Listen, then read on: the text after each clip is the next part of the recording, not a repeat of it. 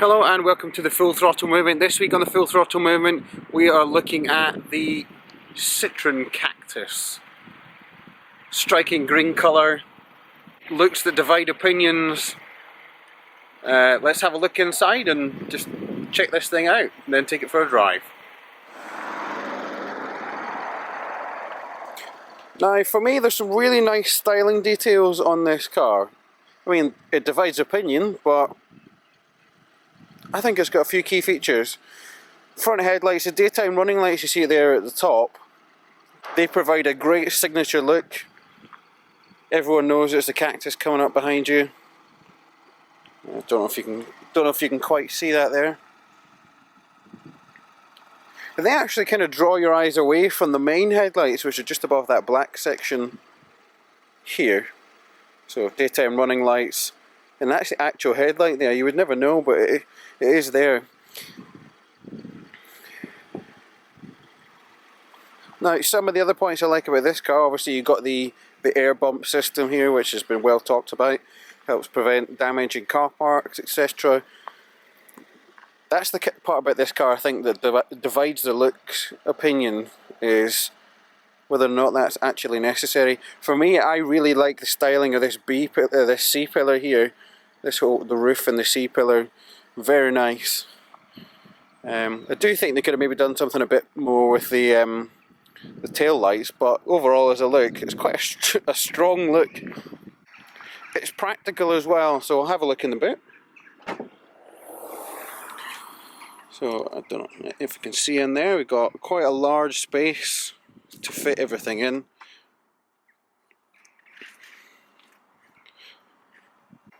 Again, everything's all soft touch plastics here, and you got your air bump system there.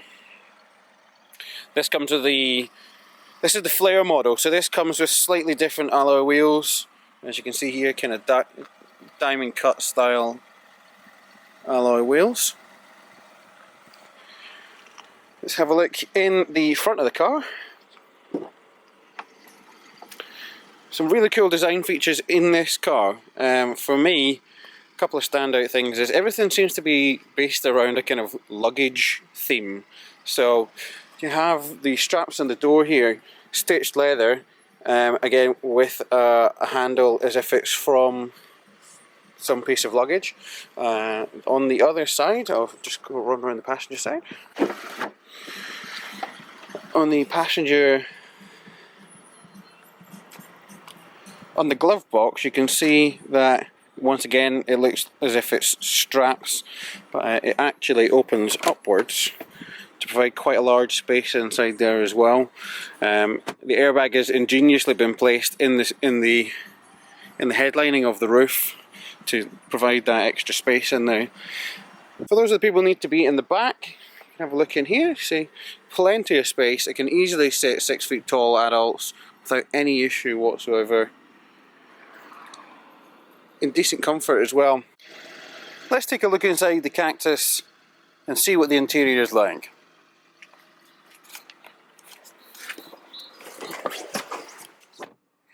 Now, as you can see, this interior is a little bit different from your norm. We have a steering wheel with a strange shape, and the normal instrument clusters all disappeared.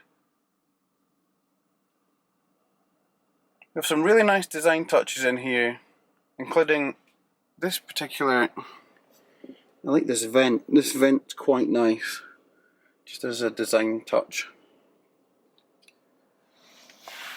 So we have quite decent door pockets here on the Cactus, although they aren't very deep, which means that things tend to fall out of them. I had some paperwork etc. in there and they fell out. But the key driver zone, if you like, is here, so all of your multimedia needs are done through this system here, as well as your heating control functions. Your dashboard here is quite basic. We have literally the speedo and the fuel gauge underneath. On the left hand side we have got the cruise control settings. There is no rev counter to speak of on this car, which some enthusiasts may like, some may not like. I personally haven't minded. We've got the central position here where there is some nice cubby space up the top here. I'm not entirely sure what this piece is here. It might well be an airbag, but I feel that this section here should probably have a bit more cubby space. Comfortable armrests here. But in the central media system here, so we have the heating controls here. This is all touchscreen, so you have your car information about your miles to the gallon, etc. Your entertainment system here, sat nav. Again, just more information and internet, etc. These are pretty much the only buttons in this car apart from the window switches and the stuff on the steering wheel, which is actually really refreshing. It's a really nice car to be in because it's not complicated at all. So why don't I take you for a drive in this car and let you know what I think this car feels like. Welcome to the inside of the Cactus, and we'll take this for a drive just now and let you know what it's like. For me, I'm really liking this car at the moment. Completely different to most other cars that I've driven. Not massively, just in terms of character, naturally, because it's a Citroen, they've went back to their ways of doing things completely differently, and it's really refreshing. So let's take it for a drive. So once again, in this car we've got 3-cylinder turbo. This time it's a 1.2 instead of a 1 litre, and this one feels really punchy. It's got a decent wad of torque. I think it actually has more torque than I had in my little 306 diesel back in the day, which, to be fair, I'm not really complaining about. It's great for a little 1.2 turbo engine. So, who's going to really be looking at a Cactus? For me, I've been struggling to think that out, trying to figure that out recently in the past week or so. For me, I think you're looking at families who are after something a little bit different. This is probably the same type of people who are looking at the Nissan Juke and thinking, that's a great idea. But seriously, I think this actually makes quite an attractive proposition for quite a lot of people. Small families, I say small families because it is only a 5-seat car only. So if you have more kids than that, then you're probably not going to have enough space. I also think this car would be a great proposition for a younger person who's looking to just be a little bit different. It's like the DS3 in that respect. It's a little bit different, a little bit quirky, and for the amount of stuff you get in it, it's actually a really good deal. And that kind of leads me on to the leasing deals that are available for this car. Are quite simply amazing. I think you're looking at about £120 a month in most cases, which is just bonkers. Great value. As a new car, it represents a great proposition, especially if it's being leased. Don't get me wrong, there are a few things that are a little bit cocky about the car, but that's what you come to expect from a Citroen, really. I tried to use the window wipers earlier on and spray the windscreen, and instead of the spray coming out, it came out of the window wipers, which isn't a new thing, but it was unexpected because the little water pump was squishing away, couldn't see anything happening, and I realised it was actually coming out the windscreen wipers. Anyway, I like the way the Citroen go about things like this. I was a really big fan of the C6, and just the design on the C6 was great. The concave rear screen, the interior, even the C4 with the steering wheel that's split so the centre stays where it is and the rest moves. Even going back to the DS and the 2CV. Citroen have always been innovators in certain fields, and for example, the airbag, the passenger airbag being mounted in the headlining frees up space in the dashboard. It's a great idea, and you wouldn't even know it's there. It's a great bit of work. The dashboard, again, looks a little bit, the main dash looks a little bit like something from Star Trek, but it's really clear, concise. You're never not going to know what speed you're going to be doing. Like I mentioned before, there's no rev counter, but you don't arguably really need it. This is a no-frills type of car. I'm a big fan of the media system and the lack of buttons in the cabin. The fact that the heater controls are done through the main screen is great. I really enjoy that. I think that clears up the rest of the interior just to make you feel spacious. This panoramic roof, again, it's fantastic. It opens up so much light into the car, makes it feel light and airy. So much space. The only problem for me is it doesn't open. So I think that would be a great thing if it would open.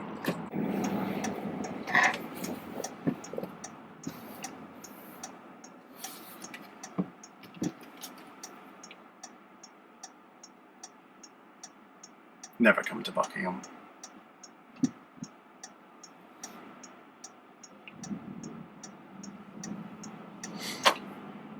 So right now we're kind of driving around Buckingham. Really narrow streets, tight and twisty, so visibility needs to be quite good. And that's one thing that you're not going to have any problems with in this car, because A, there's so much glass space, and also you're set reasonably far back in the car, so the A-pillar isn't actually an issue, and it's not really that thick either, which I think they've done quite a good job of engineering that so that it's not thick. Although the C-pillars are rather thick in design, providing that really nice aesthetic on the outside, they aren't actually as much of a blind spot in here as you would have thought. Now, in the full throttle movement, we are always interested in fun. Is a car fun to drive? Is it fun to be in? Does it engage with you on some kind of level? And that doesn't necessarily mean that it needs to behave like a GT3 RS. It can be on many, many different levels. Let's listen to that little 3-cylinder.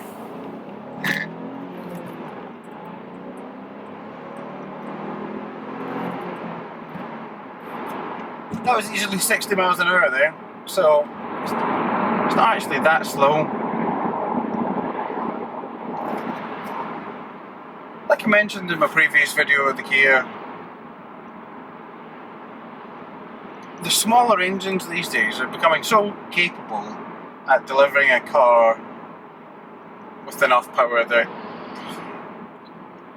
I don't think you really want a 1.6 petrol NE engine anymore. Let's talk a second about driver engagement in this car. Driving position and control responses have never really been massively high on Citroen's list. So naturally, in most of the cars, you tend to sit in your less than ideal position. That's not saying it's a bad position, just maybe not quite where you'd want to be. And for me, I'm 5'11", and while the seating position in relation to the pedals is fine, and the steering height is fine, the actual depth of the column, I could do with more adjustment on that, because I'm hitting my knee off the steering wheel, and I feel as if I'm too stretched in order to sit comfortably where I want. Now I understand that this car is a pared down, no frills type of car, but I think when your rivals are starting to offer this as kind of standard, you really need to start thinking about a reach adjustment on the column. The clutch is light, but not overly so. The brakes have good feel, but they're quite sharp on initial application. I'd be lying to you if I said there was much feedback coming through the steering wheel, but it is accurate, it's light. It's really, this car is a city car, and you can place it well on the road, which is really all that matters. It'll allow you to go through gaps that you didn't think that you'd be able to go through, because from the outside this car looks a lot bigger than it actually feels when you're driving it. And that kind of lends to the slightly imposing looks. So I'd like to talk a little bit about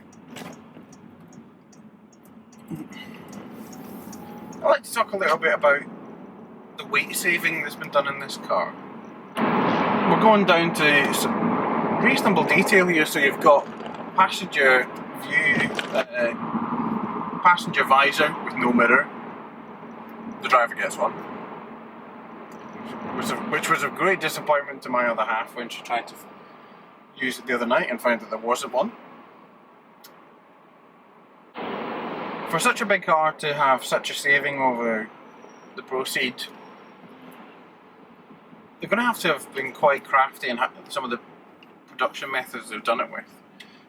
So the fact that they've went to a 3-cylinder engine, which is the same as the Kia,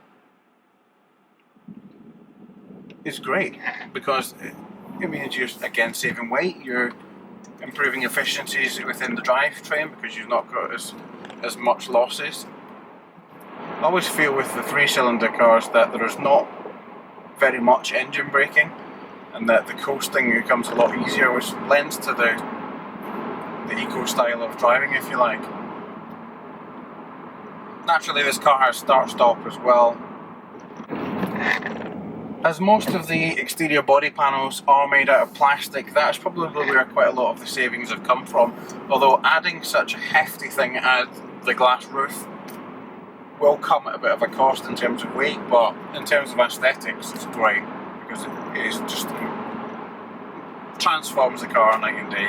All cars should come with a glass roof, because it's just, why wouldn't you? Why wouldn't you? A lot of people who have reviewed this car have done the usual motoring journalist scratch of the internals, you know, hard touch plastics, etc. But effectively the stuff that you are having to touch on, you know, a daily basis, the door handles, the gear stick, the steering wheel, it's all nice to touch, it's all nice materials. There's been thought put into it, because they've been able to save weight in areas that you probably wouldn't have thought previously. For longer journeys, I think the Cactus would be a great car. It's certainly not set up to be a sporty little hatchback. Without being stereotypical, it is set up. It does have a suspension setup which some would say is French, which is a little bit soft, so when you accelerate the car does pitch backwards and forwards, and when you're driving along it soaks up all the bumps quite comfortably. I've got no problem with that. Most modern cars tend to be a little bit firm on the damper front. This car, it's actually quite nice to get back into a car which is based for comfort. Once again, my daily drive is a 5 Series, an E39 5 Series BMW, and having a couple of weeks ago jumped straight out of the Honda Civic Type R and jumped straight into the 5 Series. 5 Series felt like a boat, where it was so comfortable and so supple across the bumps. Longer motorway journeys were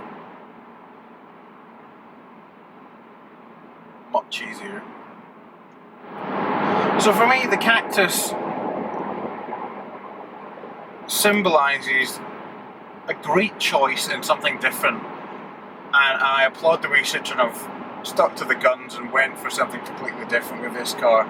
It certainly divides opinions, turns heads, especially in all of the funky colours that it's available in.